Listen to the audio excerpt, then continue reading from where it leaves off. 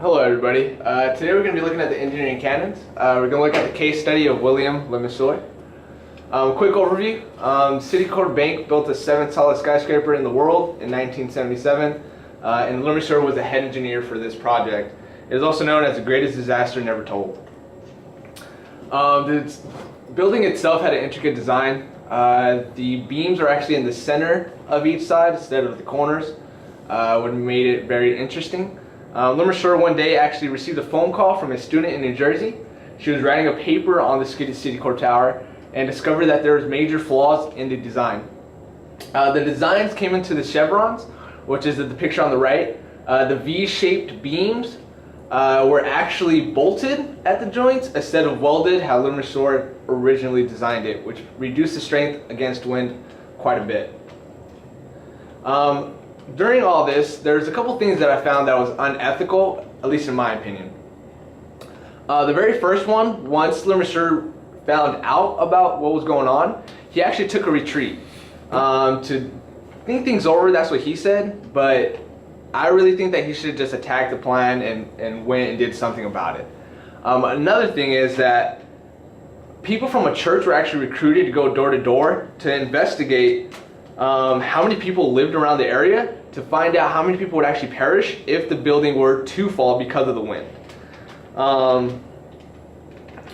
Also, all the reconstruction, when they were doing, strengthening of the bracing of the actual joints itself, would take place during the nighttime, and they would not tell the workers about what was going on. So they were going into immediate danger every single day of their lives, and they did not know about this, which I believe is unethical.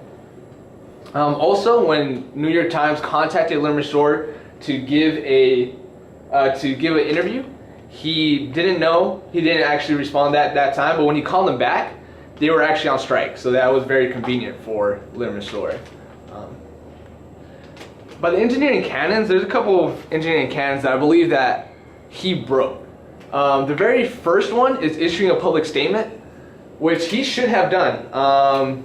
Every day people are going to work or going around that town believing they were perfectly safe, when, to tell you the truth, they were in great danger to the building falling, and they could have died. Another one was avoid deceptive acts. That one right there, when CitiCorp Bank was actually making sure that everything was confidential, telling all these lies to reporters that nothing was going on, or they didn't know that the Red Cross participated in that. He could have stepped up and actually said something, but he didn't. He actually followed the deceptive acts, which breaks one of the canons.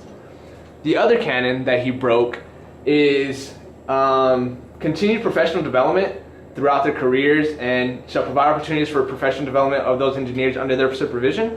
Lemissour actually failed to stamp the original designs that his junior engineer actually made. So he just trusted him, he didn't really look over it, and he didn't give his stamp on there. Through all of these, I believe he actually broke the very first one that says, hold paramount the safety, health, and welfare of the public. He should have, made a public statement. He should have avoided all these deceptive acts. He should have looked over the junior engineers' calculations for the people to make sure that they weren't in any immediate danger. And that would have honestly helped out, but he did break all these canons, at least in my opinion. Again, this is just my opinion, but it's up to you guys to make up your own opinion. And this was the end.